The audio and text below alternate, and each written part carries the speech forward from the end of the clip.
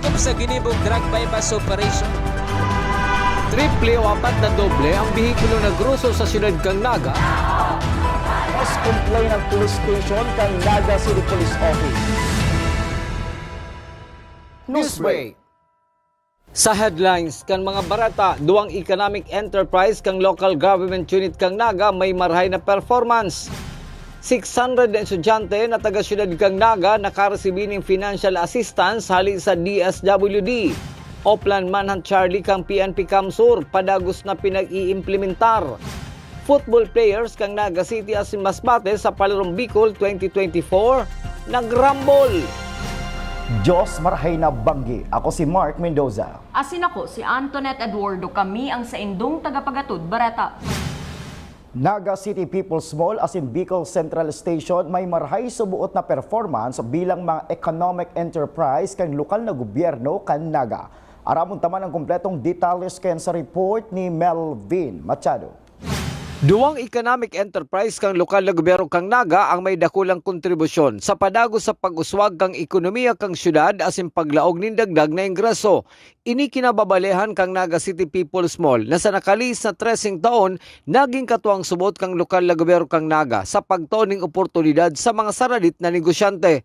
Suzuki City Councilor Jose Perez pinagdisenyo ang Naga City People's Mall para sa mga saralit na negosyante na natawan oportunidad na magpadakula kang sa indang negosyo. Ang magayon po kay nihong sa tuyang public market, nakatuon po ini sa mga sakadit na negosyante.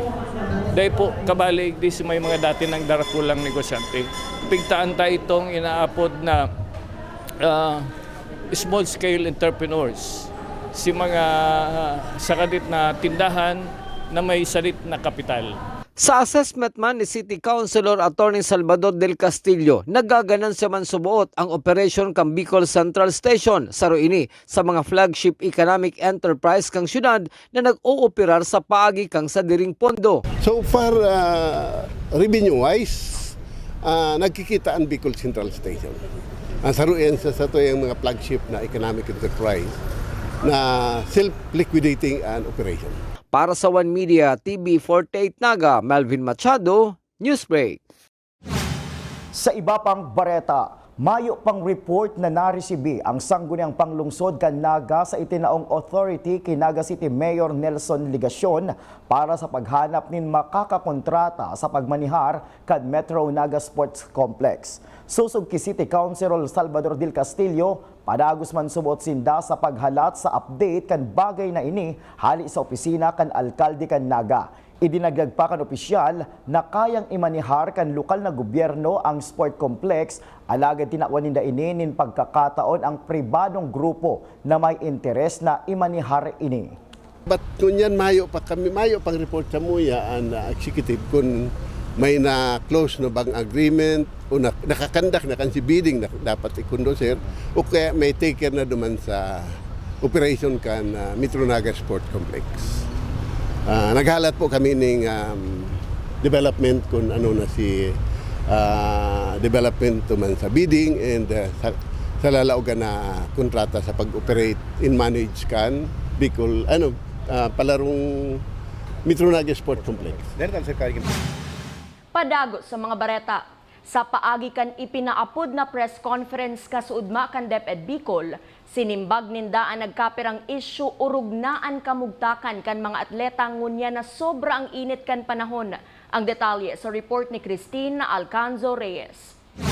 75% na kan mga sports event ang natapos sa nagpapadagos na Palarong Bicol 2024 na pinagigibo digdi sa syudad kan Legazpi sa probinsya kan Albay. Yung with regards to the heat index sa init ng panahon, nabanggit pa namin noon yung ginagawa namin window time sa mga event, lalo na yung mga nasa labas. Usually nagsisimula sila alas 6 hanggang alas 9. Depende kung kaya pa. And then sa hapon, alas 3 hanggang gabi kasi may mga ilaw naman. Nakaantabay man ang medical team ka DepEd para sa mga atletang kaipuhan ng asistensya huli sa sobrang init kang panahon. Pinag-uulayan man ngunyan kung saan gigibuhon ang masunod na Palarong Bicol 2025 asin may posibilidad na gibuhon suot sa Sorsogon. Sa susunod na Palarong Bicol po, nagsulat na sa atin si Doc Hamo ating regional director, having their intention to host the Palarong Bicol. Kasi ang plano nila by 2027, mga intent naman sila for hosting the Palarong pambansa. Definitely sila na sa next year. Siguro magtutulungan sila sa kayong Sorsogon City. Para sa One Media TV 48 Naga, Cristina Cazar Reyes, Newsbreak. Sa iba pang bareta, sabay na nag-atindir sa Wildlife Handling Seminar ang mga personahe kan City Environment and Natural Resources Office, asin mga pinadarang representante hali sa 27 barangay Kanaga. Ipinaliwanag ni Mr. Alex San Jose, OIC Chief kan Watershed Management Division, na obheto kan training na matukdoan an sa indang mga personahe asin mga nasa barangay kung paano asin ano ang mga gigibuhon sakaling may dadakupon na halas o kakaibang hayop na iti-turn over sa sainda. Ma-address tas yung mga request sa to. Takon matatandaan ni doang nakaaging mga bulan. Dakol si mga insidente na nagkakariling na halas, agruluwas sa halas, minsan may gamgam, and iba-ibang hayop, tigdi sa naga. And ang bagsakang request kayan sa opisina, may gusto may mag-action kaso ang personnel may medyo kulang sa training dyan. Dito, lalo kung venomous ang halas, dito yan pwede basta ranihan, dakop po. Sa iba pang bareta, 600 na estudyanteng mga taga-Naga ang nakaresibi kang sa inang financial assistance sa paagi kang assistance to the individual in crisis situation na pinagdistribuir kan sumagong aga sa paagi kang DSWD. Susog ki CSWDO Head Annabel Vargas, nakaresibi ng 2,000 pesos ang lambang estudyante, maging sindahali sa private o pampublikong eskwelahan. Ginibo ini kan sumagong udto sa Santa Cruz Development Center, Barangay Santa Cruz, Syudad ning Naga. Sa pagbabalikan news break, hampangan kan football team kan Naga City asin Masbate sa Palarong Bicol 2024, napuli sa Rambol.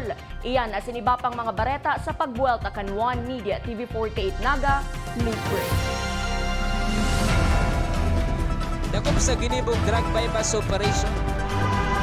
Triple o 4 na doble ang bihikulo na gruso sa siyudad kang Naga. Mas complain ng police station kang Naga City Police Office. Newsbreak. Flight attendants, prepare for takeoff, please.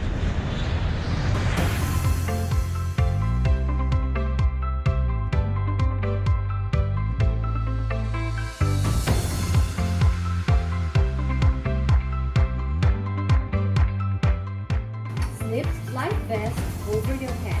Take the tape around your waist.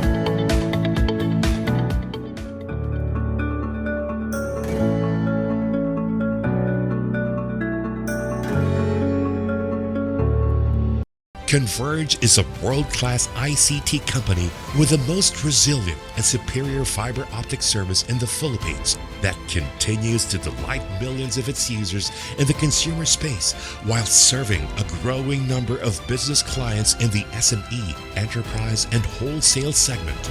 Converge Business. Strength. Resiliency. Results.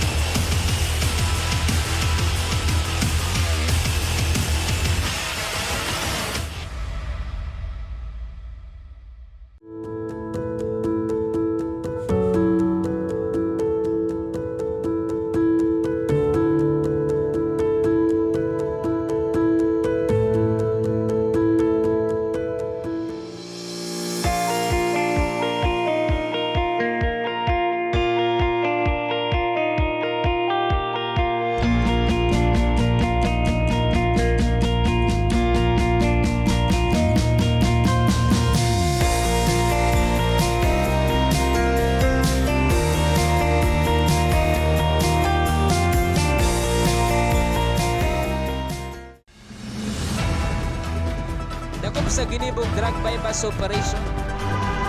Triple o 4 na doble ang bihikulo na gruso sa siyudad kang Naga. Mas complain ng police station kang Naga City Police Office. Newsbreak. Sa pagpapadagos kan mga bareta, nakakasunod sa direktiba kan Camarines Sur Police Provincial Office ang mga municipal police station sa pag-implementar kan Oplan Manhunt Charlie o paghanap asin pag-aresto sa mga municipal most wanted person. Ini ang naging pagsiguro ni Police Major Maria Victoria Abalaing, tagapagtaram kan Camarines Sur Police Provincial Office. Kasabay kainian paghagad nin tabang sa publiko na isumbong ang pinagtataguan kan mga personang may paninimbagan sa ley.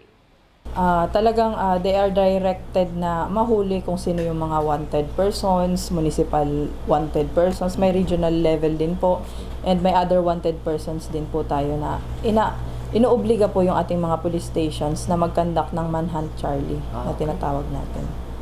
Kailangan po nung, kumbaga kung meron man pong nakakaalam na wanted itong tao na ito, ipagbigay alam din po sa police stations. Napaka-importante rin po nun.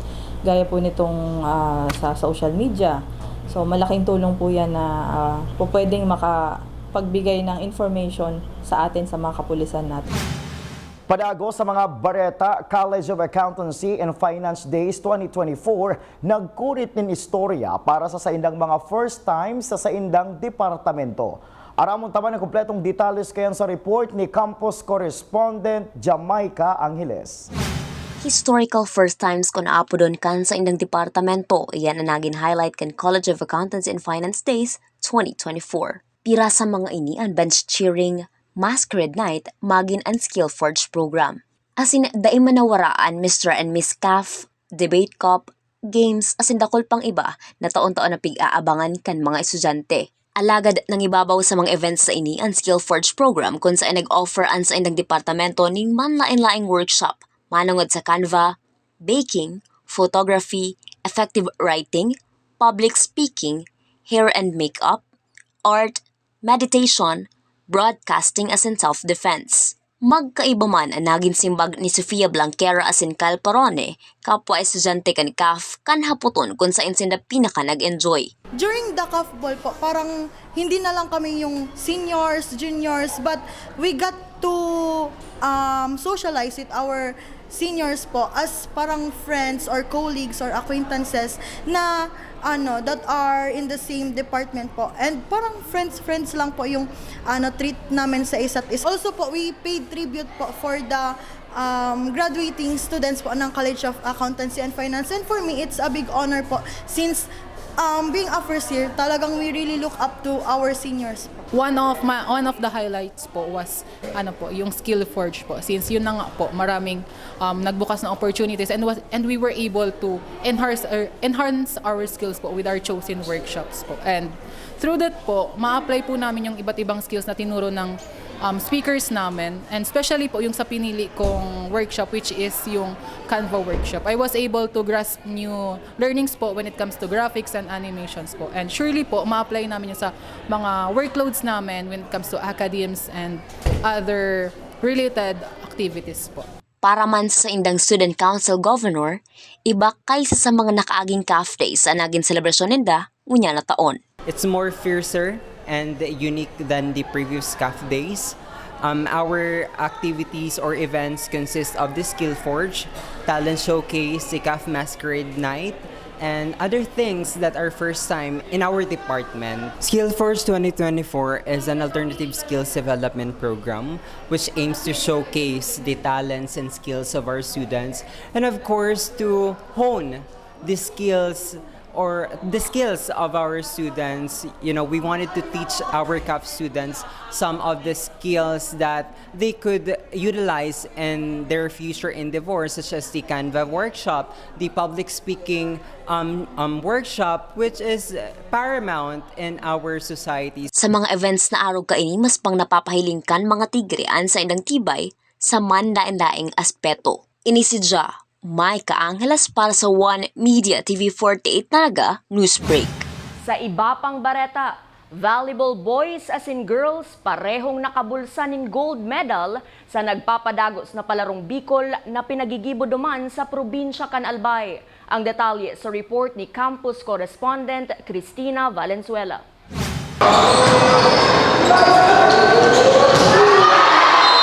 Enot na set pa lang, pinanamit na kan volleyball boys as in girls ang mainit na opensa as in depensa sa saindang kawat. Tinapos tulos ang kawat sa 3 sets sa huring harampangan kan volleyball girls kontra sa Sorsogon Province. As in magkapirang pangaran ang nakakuha ni award sa nasabing kawat. Kabali sa Mythical 6 in the Vanessa Sari, Angel Samudio, Angel Atlao as in Crisanta Servidad. Doble ang selebrasyon kan NCF Tigers nin huli na nakuaman kan volleyball boys ang kapangganahan kontra sa Camarines Norte. Naging dikdikan silaban kan duwang komponan. Sa huri, ang Naga City ang pinangaranang champion. Kabali man sa Mythical 6, sindaw Gio Rada, Edmar Pamplona as in Gerard Perrit. Sa huri, si Vanessa Sari ang pinangaranang most valuable player. Sa volleyball girls as in si Edmar Pamplona Mans para sa volleyball boys.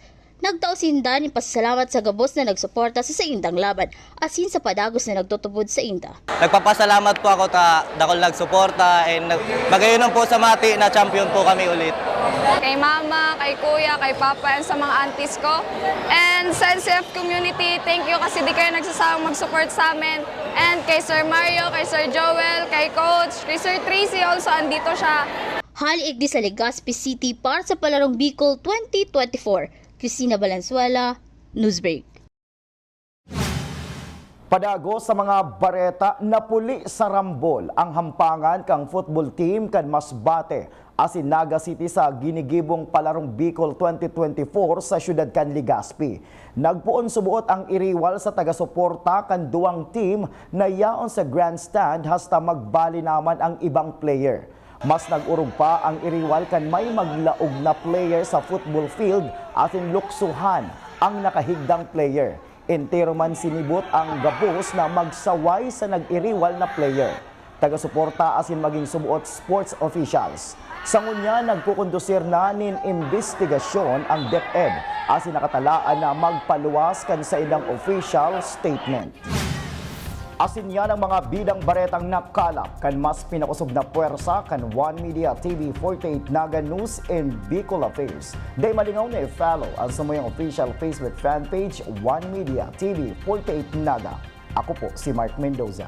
Padagos kaming mahatudnin mga baretang garantisadong nangingenot as napapanahon.